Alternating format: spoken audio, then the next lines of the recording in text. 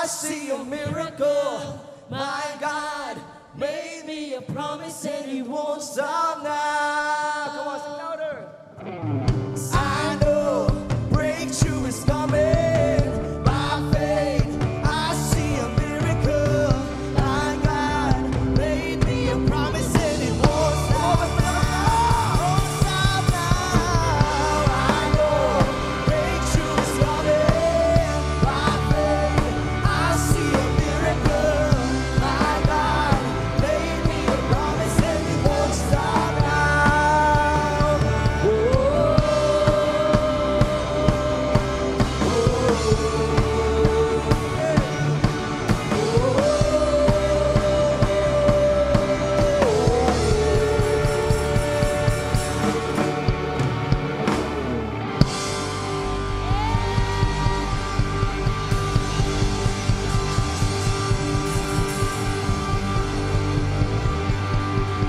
Your presence is an open door. We want you, Lord, like never before. Come on, that is our prayer. Just sing it. Your presence It's an open door.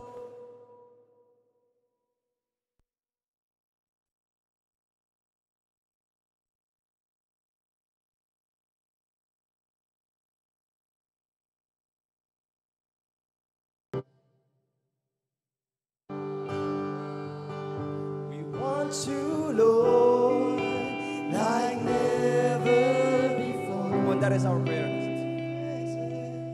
Your presence. Come on. is an open door. So come now. So come now, Lord, like never before. Oh, your presence is an open door. We want you. We want you, Lord, like never before. Oh, Your presence is an open door. So come Now, Lord, like never before. Come on, give me praise. Come on, you can do better than that. Come on, louder.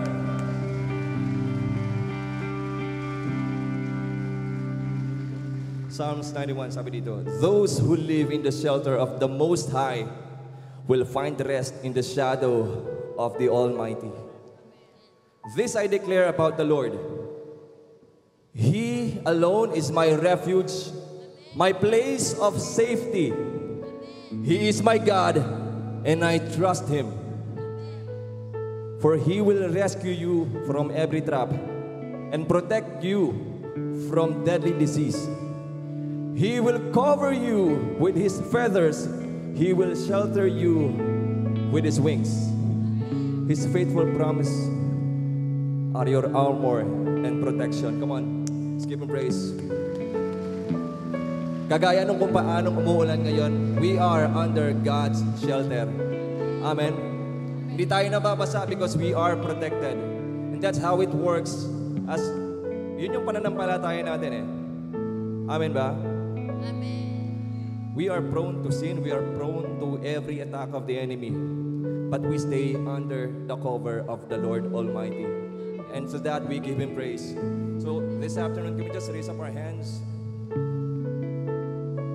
And let this be our prayer, our worship to God.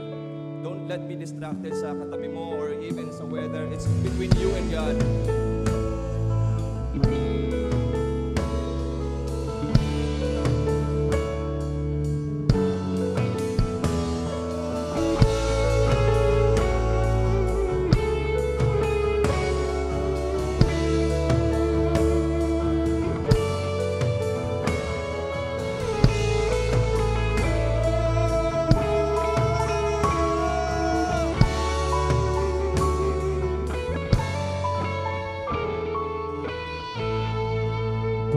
Panginoon, ang nais ko.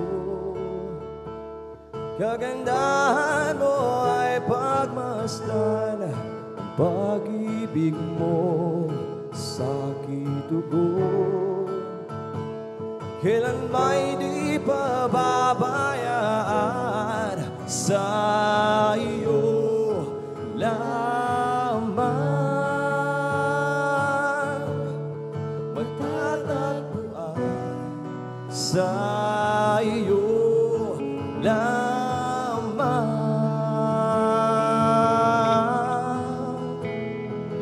Nananatili sa iyong lilim, sasabayin ka.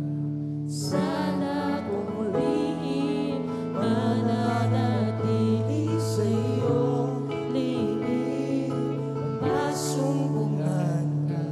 Sana One more. lihim, mananatili sa iyong lilim, sasabayin ka. Sana kung lihim, mananatili sa iyong lilim, masumpungan ka. Sana kung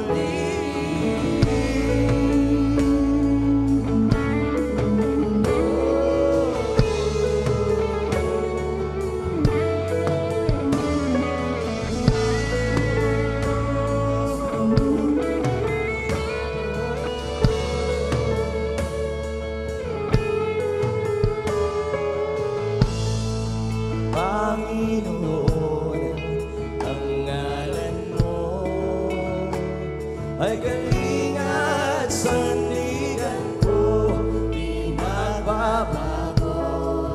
Pangako mo, salita mo'y panghahawakan, sa iyo lamang matatagpuan, sa iyo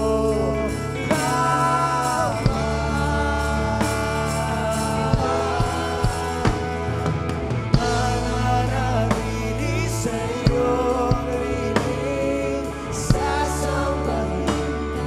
Sana kung di mananatili sa iyong lilim, masumpungan ka. Sana kung di mananatili sa iyong lilim, sasambahin ka. Sana kung di mananatili sa iyong lilim, masumpungan ka. Sana kung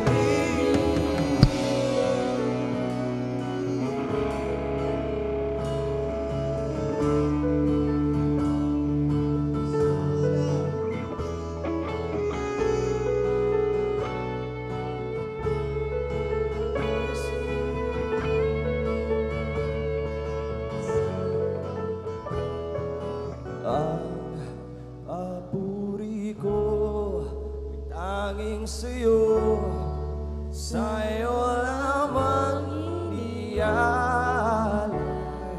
O Panginoon, ang puso ko'y sa'yo magpakailanman. Kumasing ang papuri ko ay tanging sa'yo, sa'yo lamang inialay. O Panginoon, ang puso ko'y sa'yo magpakailanman. Ang papuri ko ay tanging sa'yo, sa'yo lamang inialay. O Panginoon, ang puso ko'y sa'yo magpakailanman. Ang papuri ko ay tanging sa'yo,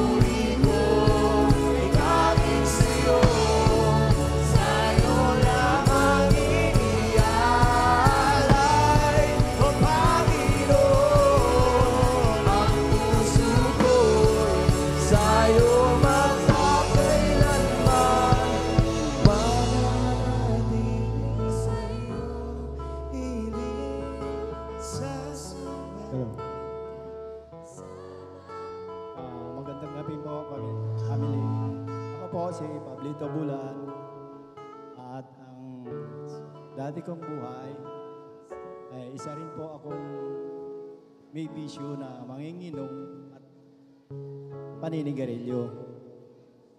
Dahil po doon sa pag-iinom na yon ay napahamak po ang buhay ko. Doon nagsimula ang aking malaking problema.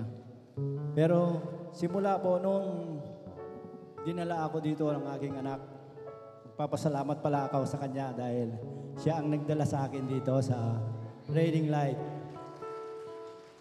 Simula nung dinala niya ako, natuto na ako. Nakilala ko si Lord.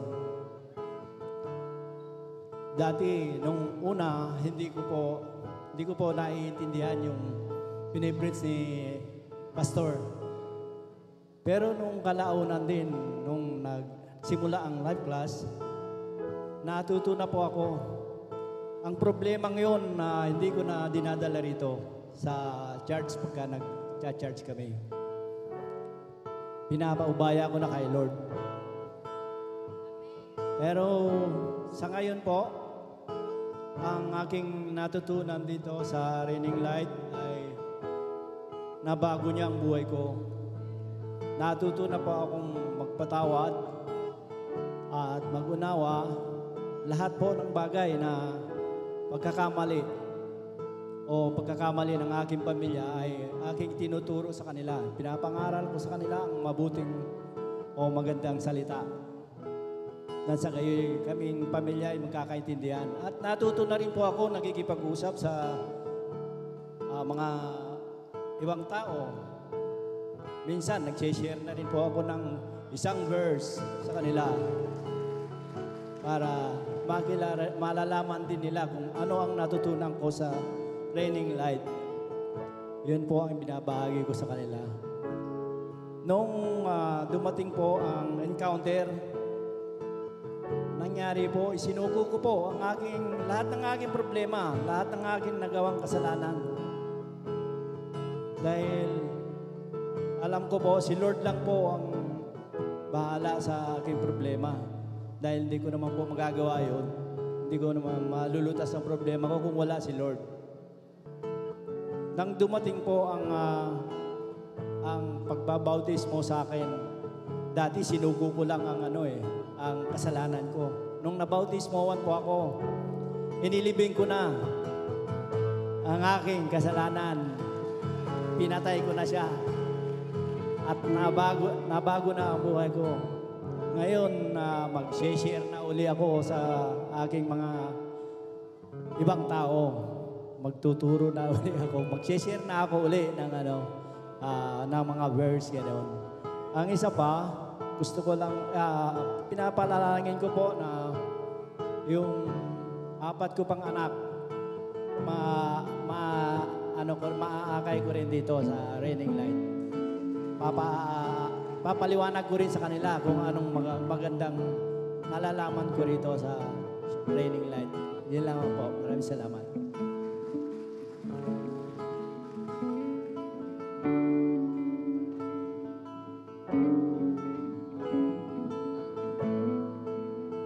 Magandang gabi po. Ako po si Abby. Hindi ko po first time magsalita sa maraming tao, pero first time ko pong magsalita sa ganitong paraan. And gusto ko pong magpasalamat sa mga tao na isa sa dahilan kung ba't ako nandito. Una po nun si TJ Barba. Kasi po, kung wala po si TJ sa compound namin, hindi po ako magiging Reading Light. At isa rin po si Ate Jen na tumulong po sa amin yung leader po namin. Talaga pong pinurso po niya na makarating po kami hanggang dito. At dati po nung hindi pa po ako Reading Light, akala ko po mabuti akong tao. Kasi alam ko po kung ano yung tama at mali. Pero kahit alam ko po yung tama, sa maling paraan ko po siya nadideliver. Kumbaga parang ako po yung nasusunod. Hindi ko po sinusunod si Lord. Yung mga plano ko lang po yung gusto ko. May mga times din po na na sa sobrang taas ko po, parang ang taas po ng tingin ko sa sarili ko, hindi ko na po alam kung ano po ba talaga yung plano ni Lord para sa akin. At ngayon po na nandito na po ako sa Raining Light, lahat po sinusuko ko na po kay Lord na sana po, ang gusto ko lang naman po kasi mapalapit po kay Lord, pati na rin po ang mga anak ko. At hopefully din po yung asawa ko po, mai-invite ko na rin po dito, pati na rin po si papa ko po at mga kapatid ko. Kasi po, ano po kami, broken family po. Gusto ko po na, na hindi lang po ako yung makakilala kay Lord, pati na rin po yung lahat po ng pamilya ko po. At ngayon po, gusto ko po na sa akin po magsimula yung ako po yung gawin ni Lord na kasangkapan para po mas mapalapit pa po yung mga family members ko po kay Lord. Sa pagkatapos po ng encounter, dun po dumating yung battle sa akin kasi po yung asawa ko po kasi hindi niya po maintindihan yung ginagawa natin. Parang pinipigilan na po niya ako na umaten. Pero sinabi ko naman po sa kanya na na masaya po ako dito sa ginagawa ko, na maganda naman po yung environment namin ng mga bata. Kaya po sabi ko po sa kanya, hopefully po talaga maisama ko rin po siya dito. Kasi po nasa Batangas po siya, doon po siya naka-assign. Kaya po sinabi ko po sa kanya na pag na-assign na po siya dito sa Rizal, kompleto na po kami mag-church po. Yan lang po.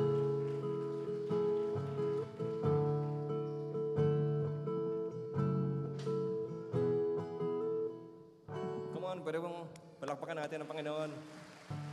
Come on, you can do better than that.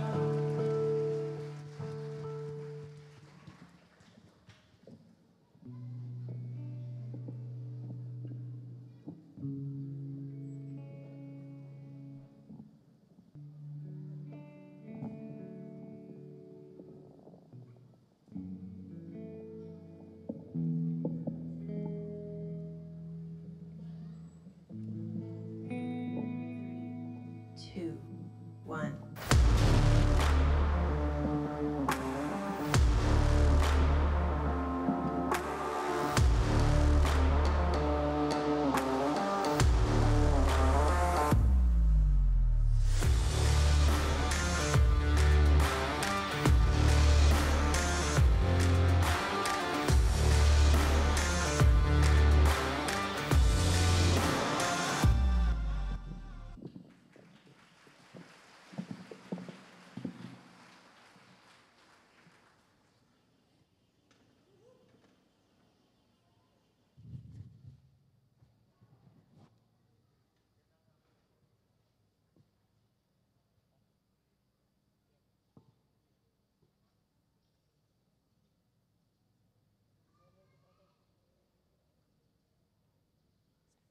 Check.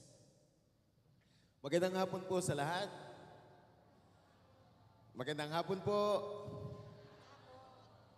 Pwede bang tumayo tayong lahat at hilingan natin ang Panginoon na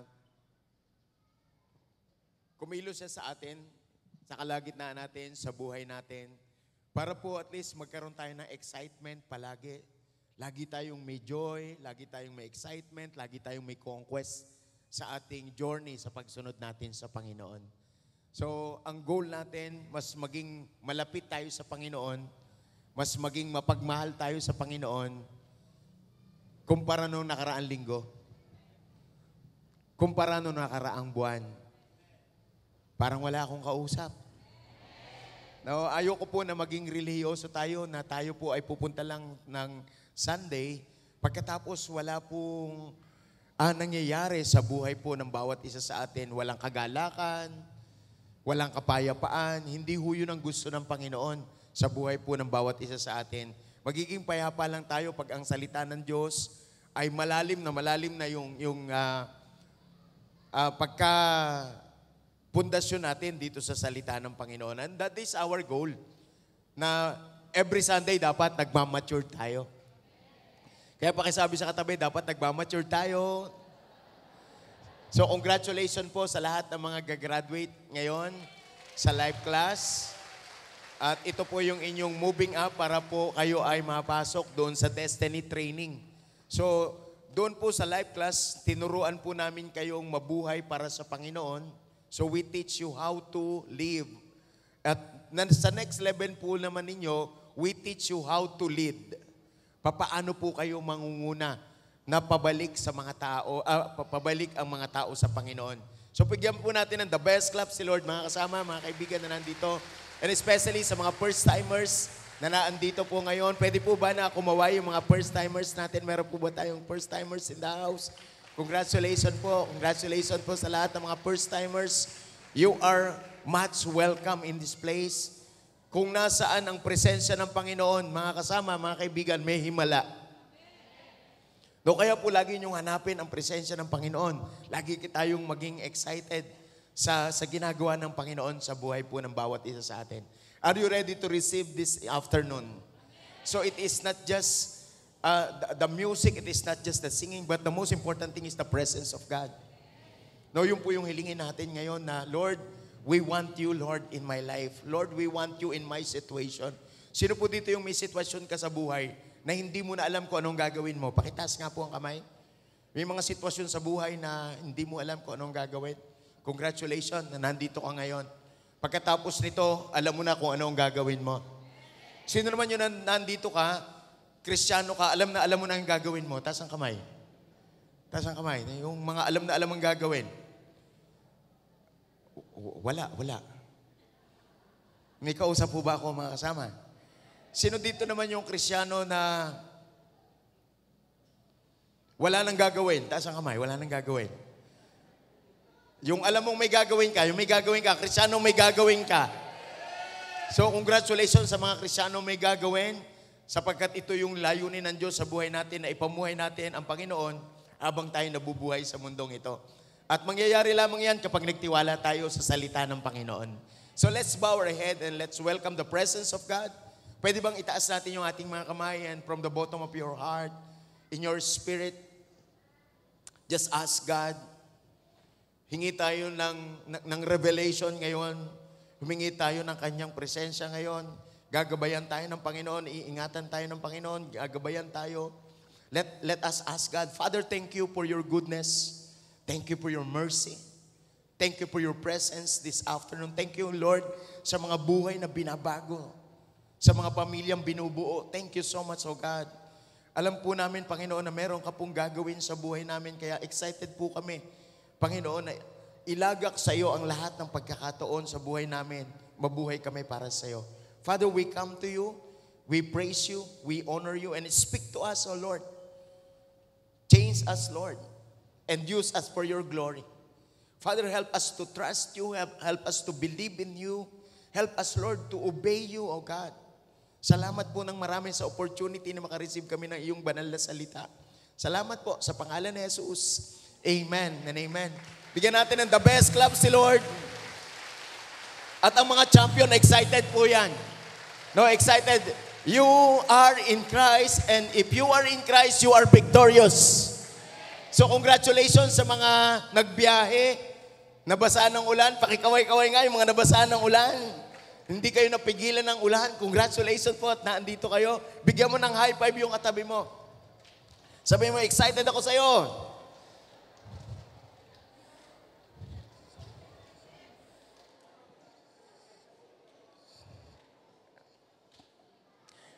Are you ready, mga kapatid? So, believe what God says.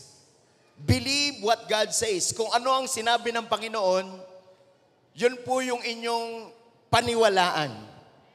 Yun po yung inyong pagtiwalaan.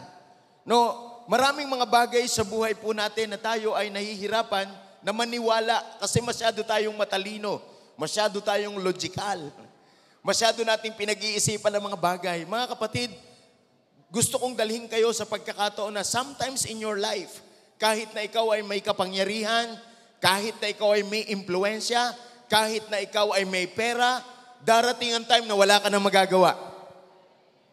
Come on, somebody on this place. Kahit na ikaw ay may pera, may kapangyarihan, darating ang time na wala ka nang magagawa. Pero ang pinaka magandang matutunan natin ngayon, sa panahon na wala na tayong magawa, sa panahon na meron kang kayang gawin, sa Diyos tayo magtiwala. It is not the situation dictates us. It is not the condition of life that we have, kundi kung ano ang Diyos sa buhay po ng bawat isa sa atin. So kaya po merong ganitong bagay para po pagtiwalaan natin ang Panginoon kung ano po yung naisin niya sa bawat isa sa atin. Always remember that our life here on earth is a journey. Sabihin mo sa katabi mo, journey. So paglalakbay po yan, at habang tayo po ay naglalakbay, meron po tayong tinutunguhang eternity. Yun po yung goal natin. It is our goal to be with God, not just temporarily, but for eternity. So kailangan sa buhay natin marunong tayong mag-adjust, marunong tayong magtiwala, marunong tayong sumunod, sapagkat may mga bagay sa buhay natin na talagang hindi natin kakayanin. Na tanging Diyos lang ang may magagawa. Parang hindi ho kayo naniniwala. No, meron pong isang senaryo dito po sa John chapter 4. No, meron po ditong senaryo na gusto kong buksan natin, maunawaan natin kung ano yung aking sinasabi ngayon. John chapter 4. At ito po ay patungkol sa isang makapangyarihang sundalo na meron po siyang sitwasyon. Ang sitwasyon po niya, ang kanyang anak ay hindi maganda ang physical na kondisyon at malapit ng mamatay. Sabihin mo sa katabi mo, hindi maganda ang kondisyon, kahit na mayaman, kahit na may kapangyarihan, kahit na may impluensya. So yun yung kanyang sitwasyon at ang kanyang kondisyon. Kaya nung malaman niya na si Jesus ay nasa Galilea, pinuntahan po niya ito at nakiusap na kung maaari si Jesus ay sumama sa kanya. Ito po yung senaryo na babasahin ko po sa inyo. John chapter 4 as a context, John chapter 4 verse 46 and 47, Jesus entered the village of Cana of Galilee. Do you remember the Cana of Galilee?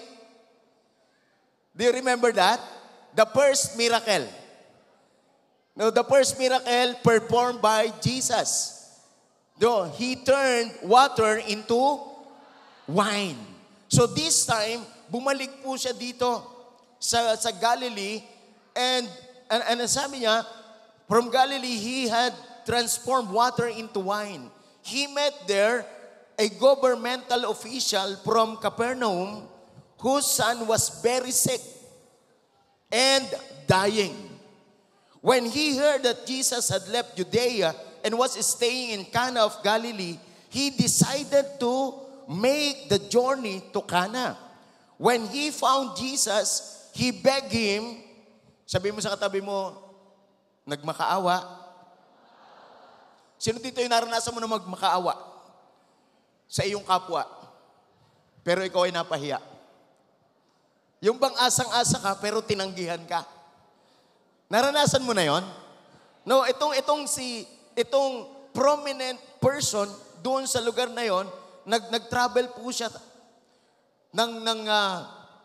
para lamang makita si Jesus. When he found Jesus, he begged him, "You must come with me to Capernaum and heal my son." Heal my son. Because this person is a loving father, yung anak niya may sakit, malubha, at malapit ng mamatay. Ang tangi lang niyang pinuntahan, walang iba kundi si Lord. Kaya, ang pinakamagandang ma-experience natin ngayon, ang Diyos hindi siya nagbabago. Kung nangangailangan ka sa sitwasyon mo ngayon, kung nangangailangan ka sa kondisyon mo ngayon, may gagawin si Lord. May gagawin si Lord. Are you excited? And Jesus said to him, "You never believe unless you see signs and wonders." So ito po yung minsan problema ng mga tao. To see is to believe. Yan po yung problema ng tao. Kaya po, may mga pinatatayo po kami dito, yan po ay produkto kung ano ang ginawa ng Diyos sa kanyang buhay. Binago siya ng Panginoon, binago ang kanyang pananaw, binago ang kanyang buhay, at doon po ako excited. Sabihin mo sa katabi mo, excited. No, are you excited? No, alam niyo po ba na ang pagbabago, hindi po yan natatapos. So ito pong sitwasyon na to, may milagro na nakita itong lalaking ito na na-transform yung water into wine. So ito na lang yung kanyang pag-asa. At sa buhay natin mga kasama, kaya tayo nagpapatayo dito ng mga binagong buhay para maranasan din natin. Kaya pakisabi sa katabi, kung luma na ang buhay mo, may babaguhin pa yan. No, alam niyo po ba ang nagiging problema? Sometimes yung mga tao nagiging complacent na lang sila. Kristiyano, pero stagnant. So darating po talaga sa buhay natin ang mga bagay na ang Diyos magpapakilala sa atin through signs and wonders. Ano yung signs and wonders? It is the very work of God. It is a miracle. Pakisabi, miracle. Are you excited for your miracle today? So ito pong sitwasyon na to, may pera siya, pwede siya magpagamot. May kapangyarihan siya, kilala siya, prominente siya, kaya meron siyang connections. So ito pong taong ito ay lumapit kay Jesus para magmakaawa, alang-alang sa kanyang anak. Sabi mo sa katabi mo, may minamahal ka ba? Ito yung kanyang sitwasyon na tanging ang Diyos lang ang kailangan niya sa kanyang buhay. And then, verse 49, but the man continued to plead, come with me to Capernaum before my little boy dies. Napakahirap sa isang ama na nakita niyo yung anak niya wala ng pag-asa. I do believe na yung kanyang connections, yung mga kakilala niyang tao, yung kanyang pera, ginugol na niya para gumaling yung anak niya. Sabi mo sa katabi mo, ganyan talaga ang tao. Hanggat may kayang gawin. No, yan po yun. Ito yung sitwasyon na to. Pero nung dumating siya sa punto na hindi na kaya ng impluensya niya, hindi na kaya ng pera niya, talagang pumunta na siya kay Jesus para magmakaawa. At alam niyo po, yung moment na ito, gusto kong wag niyong maranasan. Wag niyo nang maranasan na hopeless kayo bago kayo makinig sa sinasabi ni Lord. Ngayon pa lang, na meron tayong panahon, meron tayong lakas, may magandang nangyayari sa buhay natin, paniwalaan mo na kung anong sinasabi ni Lord. Hello? Kaya tayo nagbabasa ng Bible, kaya ka uma-attend ng cell group, kaya ka uma-attend ng Sunday. It is for the very reason we want the presence of God. Do you want the presence of God? Because the presence of God is always brings us miracle. So ang sabi niya, please come to me because my little boy was dying.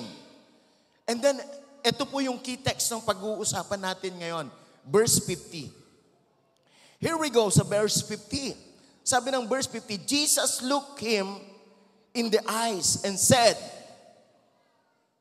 tiningnan siya sa mata, saka nagsalita si Jesus.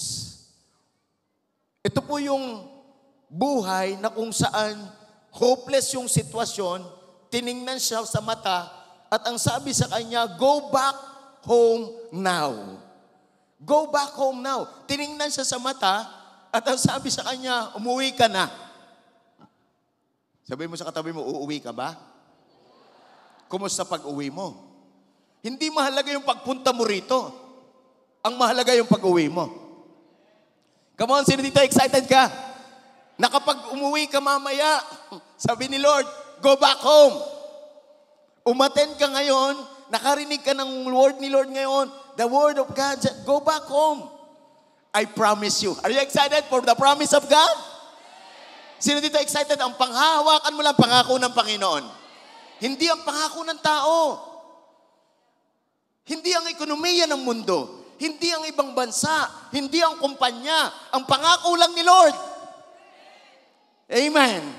Sino dito yung masayang-masaya ka, may pangako ka ng Diyos?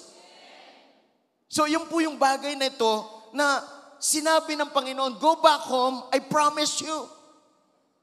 Yun lang ang kailangan natin, mga kasama. Alam niyo po ba, huwag kayong umasa sa tao. Nagbabago yan. Kahit na ang bait-bait niyan, magbabago yan.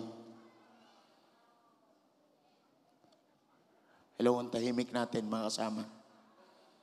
Sino dito yung napangakuan ka, tapos hindi tinupad?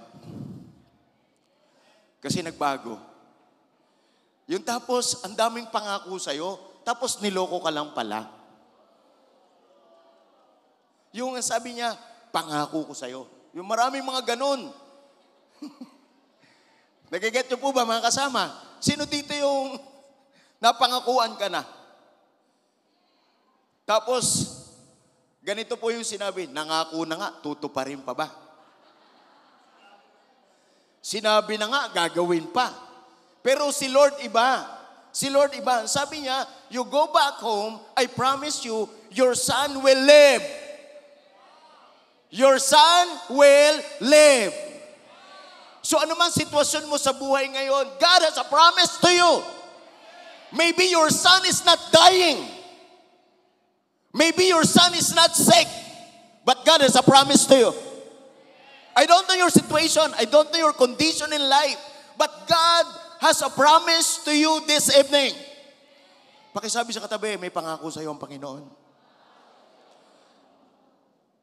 Hindi ko alam ang sitwasyon mo. Maaring asawang ayaw magbago. Maaring may anak kang bulakbol. Pero may pangako ang Diyos sa iyo. Meron kang anak na ayaw sumunod sa Lord. May pangako ang Diyos sa iyo. Are you with me this evening? No, sabi niya, your son will live. Parang ganito, sa lahat ng mga mahirap, ang pangako ng Panginoon, aasenso ka. Sa pangako ng Panginoon, sa lahat ng may sakit, gagaling ka. Sa lahat ng magulo ang pamilya, ang pangako ng Panginoon, maayos yan. That is God's promise. But the problem is, it is not God and His promise. Look at the attitude of the man. Sabihin nyo nga po, attitude. Sabihin mo sa katabi mo, yan ang problema. Alam niyo po ba sa mundong ito, ang pinakamalaking problema yung attitude problem? Hindi porke nasa church, nagbabago. Bakit? Hindi dahilan sa walang kapangyarihan si Lord. May attitude problem lang siya. Tingnan mo yung katabi mo, meron bang attitude problem yan? So ito yung attitude niya. Look at the attitude of the man. Because he was hopeless, even though he was rich, even though he was famous, he had many connections, but he was hopeless. His son was sick, his son was dying. And the only thing that he had is the promise of God. Go back home, I promise you, your son will live. Then the man lived in his heart. The man believed in his heart. Sabi mo sa katabi mo, grabe yung puso. So tayo, iba-iba tayo ng puso kasi iba-iba tayo ng tao. But the most important thing is this person, the man believed in his heart the words of Jesus and set off for home. Imagine mo, kinukulit niya si Jesus, sumama ka sa akin sa Capernaum, yung anak ko may sakit. Sabi ni Jesus, umuwi ka na. I promise you, your son will be healed. So nung marinig niya to, tiningnan sa nagkakatitigan sila ng mata sa mata, and then nireceive niya sa kanyang heart, and then yun lang ang word. Yun lang yung sitwasyon. Tumalikod na siya, umalis na siya doon sa presence ni God. Ang daladala niya yung pangako ng Diyos, nagagaling yung aking anak. So that is the heart condition. Sabi mo sa katabi mo, ang puso. So ano po yung habang nakatitig si Jesus, sabi niya, umuwi ka na, may pangako ako sa iyo, gagaling ang iyong anak. Noong pong umuwi po siya, alam niyo po ba, ang daladala lang niya, ang hinahawakan niya, yung salita ng Diyos. So that's why, hold on tightly in His promises. That's attitude. Hold on tightly on His promises. Hindi binigyan ng gamot. Binigyan lang ng salita. Binigyan lang ng pangako, pero pinanghawakan niya yon sa kanyang puso. Hold on tightly in His promises. You have available word sa buhay mo. Pakisabi sa katabi, ang daming pangako ng Diyos sa iyo. Sino dito yung meron kang sitwasyon, may problema sa relasyon? Taas ang kamay. Taas ang kamay na may problema sa relasyon, sa inyong anak, sa inyong asawa, sa inyong pamilya. Taas ang kamay, taas ang kamay. Do you want to receive God's promise to you today? Magiging maayos ang inyong pamilya. Sabi ng iba. But God is looking at your heart. God is looking at your character. God is looking at your attitude. When the word said, I will promise, I will do things for your son.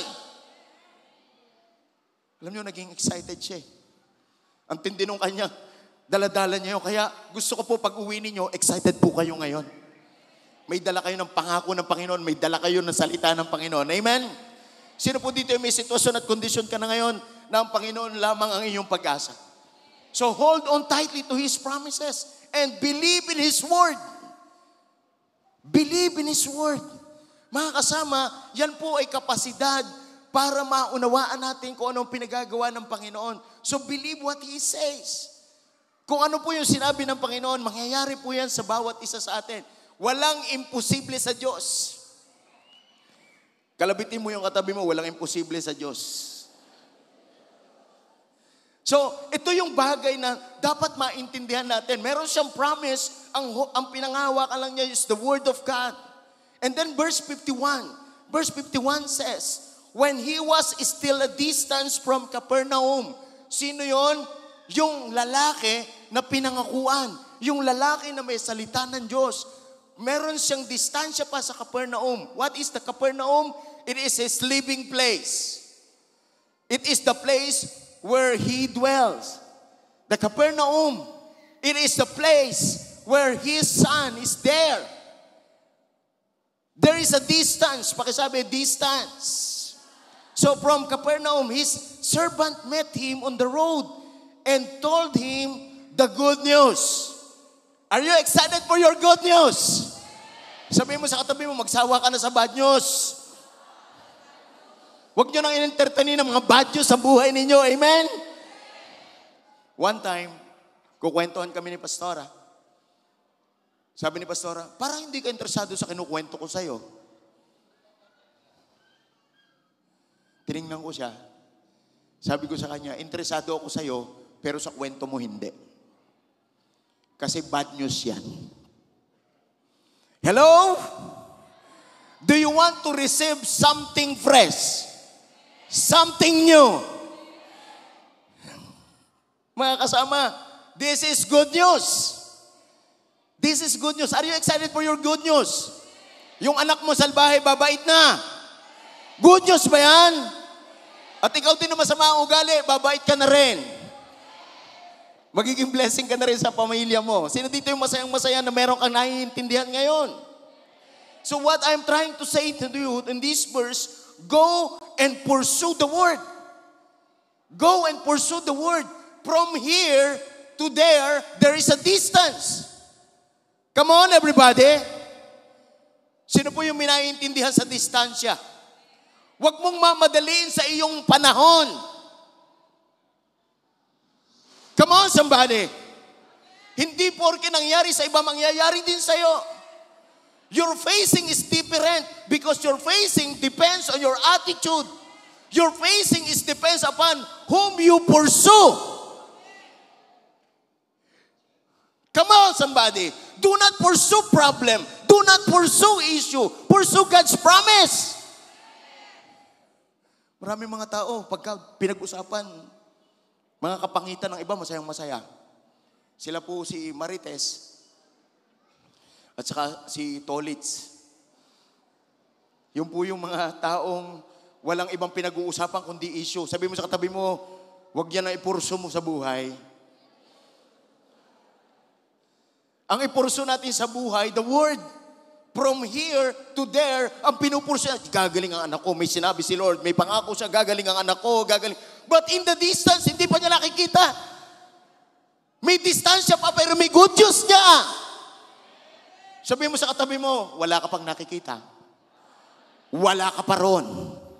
May distansya ka pa, pero may nangyayari na. Come on, sino dito excited sa may nangyayari na sa buhay mo? Basta may salita ng Diyos, kaya walang anak ng Diyos na talunan. Walang anak ng Diyos na bigo.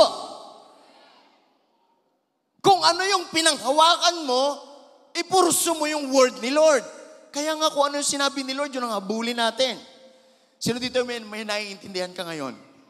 So focus in between the promise and possessing the promise. Sabihin mo sa katabi mo, focus. Huwag mong iintindihin kung ano nararamdaman mo ngayon. Huwag mong iintindihin kung ano yung nakikita mo. From here to there, meron kang daladala salita ng Panginoon. Parang mga nasa process. Ilan sa inyo magpapastor? Dating adik, ngayon pastor. Maaring hindi mo pa nakikita yan, pero pag may word ka ni Lord, dating chismosa, ngayon mabuting balita ang sinasabi. Dating ang gustong pag-usapan mga issue, pero ngayon ang gustong pag-usapan yung good news. No, sino dito excited ka sa good news? So you need to pursue doon sa promise at saka doon sa possessing the promise, there is a distance. May nangyayari na. Sino dito yung may nare-receive ka na ngayon? May inaayos na si Lord. Pakisabi, may inaayos na si Lord. So, pagkatapos siyang marinig ang mga bagay nito, kaya mga kasama, merong mga anak ng Diyos na wala ng kagalakan kasi wala nang magawa ang Diyos sa kanila. Pero kung alam mo may ginagawa ang Diyos sa'yo, you are always excited. Hindi ka darating sa punto na pagbibigyan mo lang na umattend pag Sunday. Hello? Kasi alam mo may miracle is coming. May promise is coming. Kaya pinagpupurso ka doon, pumupunta ka doon, alam mo napakaraming pangako ng Diyos sa'yo. At kung feeling mo maganda ng buhay mo, may igaganda pa yan. Kung feeling mo okay ng pamilya mo, may igaganda pa yan. We need to trust the word of the Lord and the miracle that comes from the word of the Lord. So from that distance, hold on to God's promises. In verse 52, John chapter 4, ito po yung sinabi niya. Overjoyed. Are you excited? Not just for joy, but overjoyed. Tira mo yung katabi mo, may saya pa ba yan? May excitement pa ba yan? Word pa ba ni Lord ang pinupurso niyan? Promise pa ba ni Lord ang pinupurso niyan? Tandaan niyo, pag pinupurso ninyo ang word, masasaktan ka. Pag pinupurso mo ang word, mahihirapan ka. Pursue God's promise because you are just getting your portion. Are you excited for your portion? Kaya mo pinupurso yun kasi ang portion mo is miracle. Are you excited for miracle? So overjoyed, the father asked his servant, when did my son begin to recover? Yesterday, they said. At 1 in the afternoon. At all once, his fever broke. And now, he's well. Pakisabi sa katabi, may season talaga si Lord. Alam mo ba ang season ni Lord? When the time comes, you believe, it will happen. When the time comes, if you believe, it will happen. Sabi mo sa katabi mo, mangyayari. Pag pinaniwalaan mo agad. So itong moment na ito ay para sa'yo. Itong moment na ito, akin yun. Para tayong nasa online. Mine.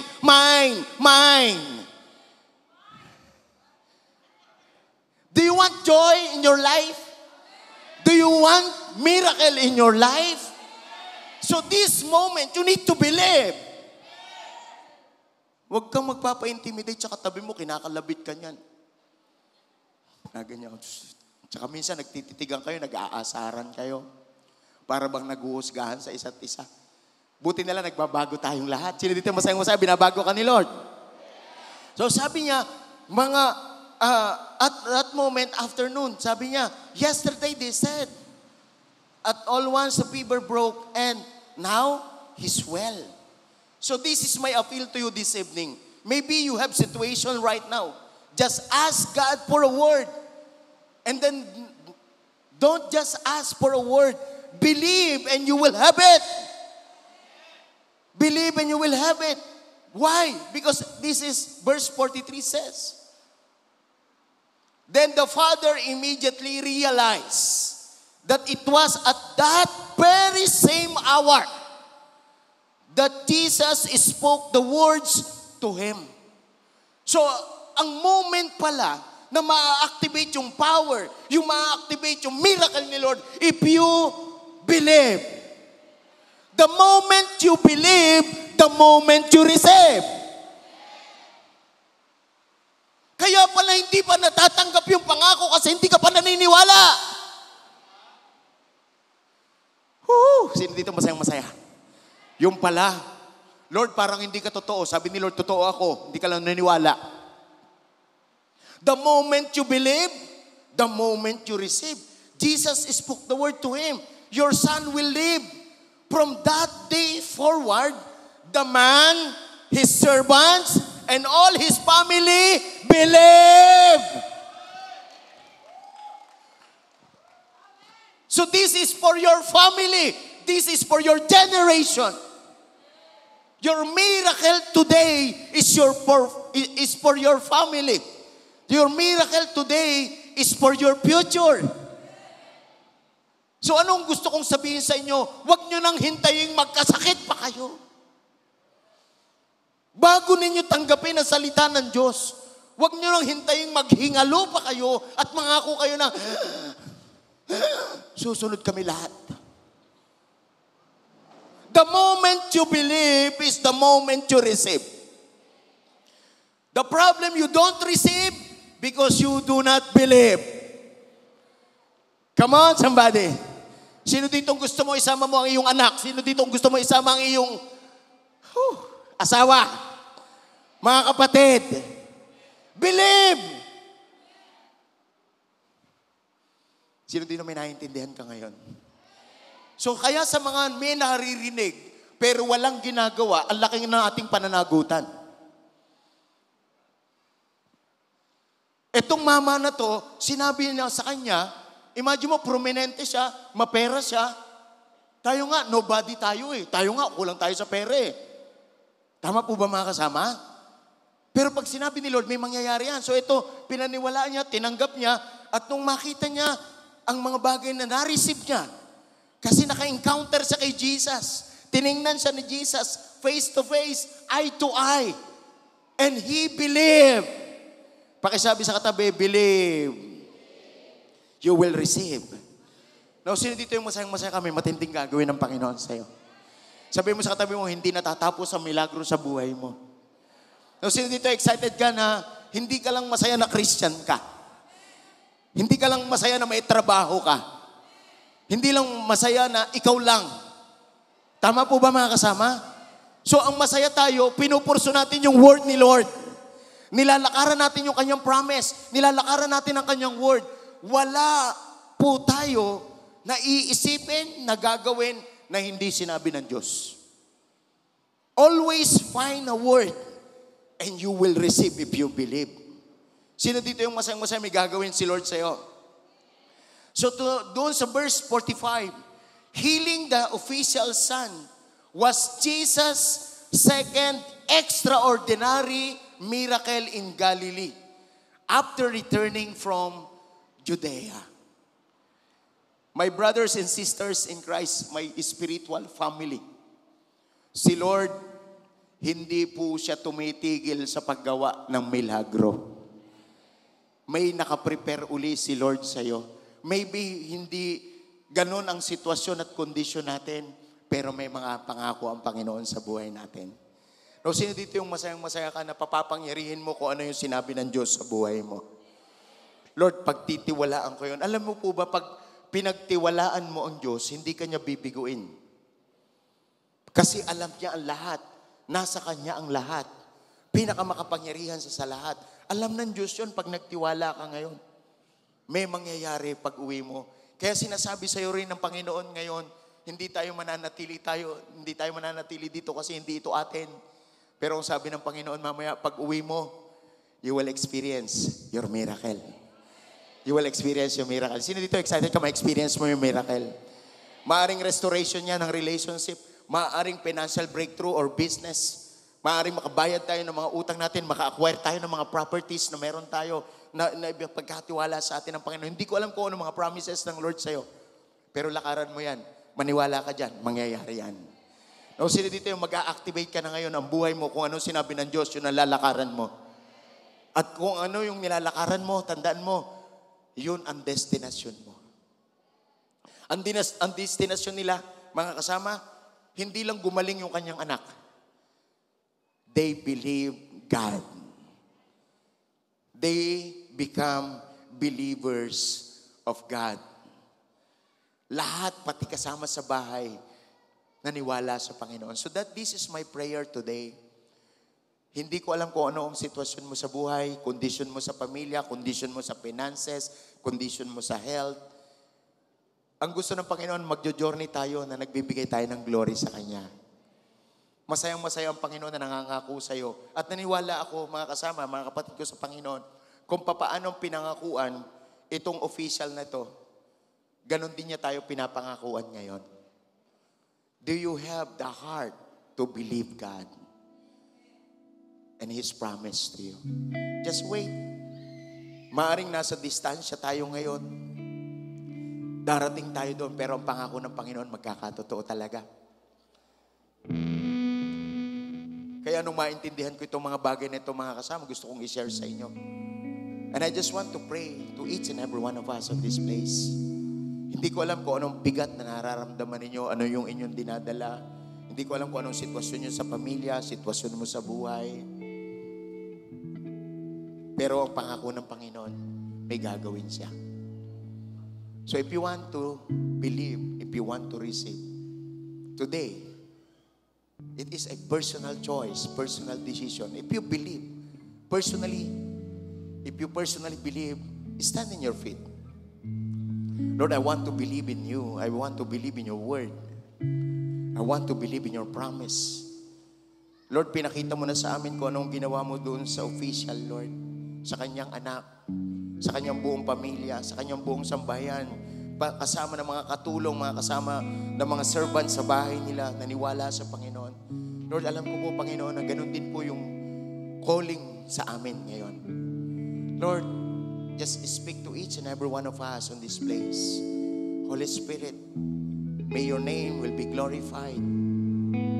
We lift you up and we honor you. We give you glory. Just raise up your hands and make a commitment to God right now as if Jesus is looking at your eyes. In the spiritual realm, Jesus is looking at your eyes. And God said to you, I promise you, as you go home tonight, whatever you ask, maybe healing, maybe restoration, maybe financial breakthrough, maybe reconciliation. Hindi ko alam kung anong kailangan mo sa buhay. Pero si Lord, hindi lang siya concerned sa pagpunta natin sa langit. Concerned din siya sa pang-araw-araw nating buhay, sa sitwasyon natin sa buhay. May gagawin ng Diyos. My brothers and sisters in Christ, may gagawin ng Diyos. Do not miss your miracle today. Just ask God, Lord, I need you. I need you, God. I need your word. I need your guidance. I need your promise in my situation. Pwede bang pakisabi mo kay Lord kung ano ang sitwasyon mo ngayon? Unti-unti ina-activate ni Lord ang iyong faith right now. He is looking at your heart. He is looking at your eyes. He is looking at your situation. He is looking at your condition. Just trust God. Trust His word. Trust His promise. Huwag kang uuwi. Huwag kang uuwi na wala kang madadat ng good news.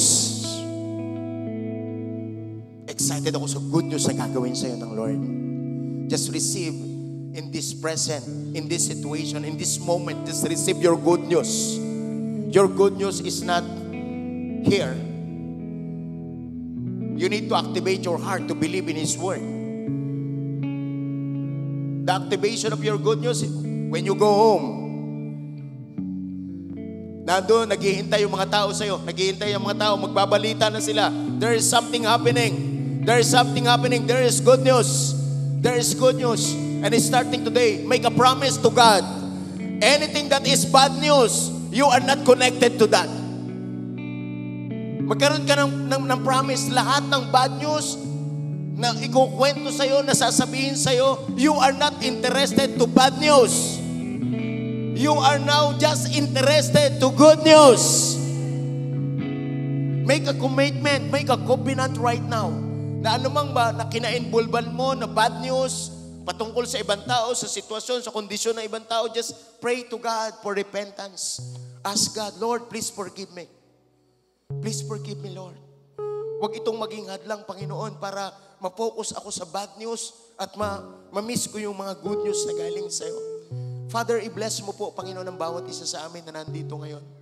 Lord, nagdi-decide po kami, Panginoon. Tinatanggap namin ang iyong promises. Tinatanggap namin ang iyong promise, specifically for me. Lord, ina-activate mo na po kung ano po yung pinangako mo sa buhay ko. Kung ano po yung salita mo, Panginoon, lalakaran ko yun, Panginoon. Kahit na gaano kahaba ang paglalakbay, kahit na gaano kalayo, Panginoon, ang pangako mo, makakamtan ko. Makakamtan ko, Panginoon, ang iyong pangako. Father, bless mo po, Panginoon, ang iyong mga anak. Lord, excited kami mag-receive ng iyong promise. Excited kami mag-receive ng iyong word. At paglabas namin dito, Panginoon, marireceive namin ang good news. Marireceive namin ang good news. This is what we pray. In Jesus' name, amen and amen. Bigyan natin ng the best. Clap si Lord. He is the best God, as if tinanggap mo na. You are excited because you have a good news. Pag-uwi mo, you have a good news. You have a good news. You have a good news. Bigyan mo ng high five yung katabi mo. Sabihin mo, excited ako sa good news mo. Excited ako sa good news mo. Excited ako sa good news mo. Believe what He says. Believe what He says. Believe what He says. Get excited for your miracle. Get excited for your good news. Woohoo! Mga kasama, sa mga first-timer na nandito po ngayon, maybe wala ka pang personal na relasyon sa Panginoon at ang tingin mo sa sarili mo, hindi ka karapat-dapat sa Panginoon. Gusto ko tayo congratulate kasi nandito ka na. Hindi aksidente na nandito ka, hindi aksidente na may nag-invite sa'yo. Alam mo ba na hindi kayang hadlangan ng nagawa mong kasalanan ang pag-ibig ng Diyos sa'yo?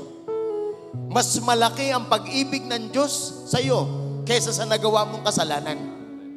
That's why Jesus said in Romans chapter 8, in Romans chapter 5 verse 8, but God demonstrated His own love for us in this: while we are still sinners, Christ died for us. If you want to receive God's love, if you want to receive God's forgiveness, sino dito yung alam mo makasalanan ka pero pinatawad ka ng Panginoon? Congratulations. Lahat tayo pinatawad ng Panginoon, lahat tayong makasalanan. Pero ang maganda ngayon, mga kasama, sa sino man po dito na gusto mong makipagrelasyon sa Panginoon, gusto mong makalapit sa Panginoon, kagaya nung servant, kagaya nung leader na yon, ng isang government official sa panahon ni Jesus, nalapitan niya si Jesus, nagdesisyon siya. Kaya may nangyari sa kanya. Ang una niyang tinanggap yung pag-ibig ng Panginoon, yung salita ng Panginoon, yun ang kanyang pinangawakan. Kaya may nangyari sa kanya, naniwala silang lahat. So, ngayon, ang paniniwala, magmumula sa'yo. If you believe that God will do something great in your life, according to His Word, sa sino man pong gustong tumanggap sa Panginoon, I encourage you to come forward. Meron po bang gustong tumanggap sa Panginoon? Please come, please come.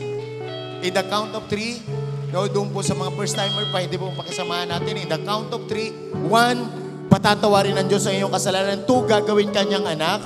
And 3, gagawin kanyang tagapagmana ng kanyang kaharian. Hindi lang po dito sa lupa, pati doon sa langit na bayan. Congratulations. Congratulations. Please come, pakiguide po natin, pakiguide natin. Pakiguide natin. Pakiguide natin. Please come, please come. Sa sino man po na gusto pa, wow. Thank you, thank you. Thank you for coming. Thank you for coming. Thank you for coming to Jesus. Please come, please come. Please come. Please come. Please come. Mahal na mahal po kayo ng Diyos. Mahal na mahal po kayo ng Diyos. Lapit po kayo ng konti pa dito. Bigyan niyo po ng daan yung nasa likod niya. so much. Thank you.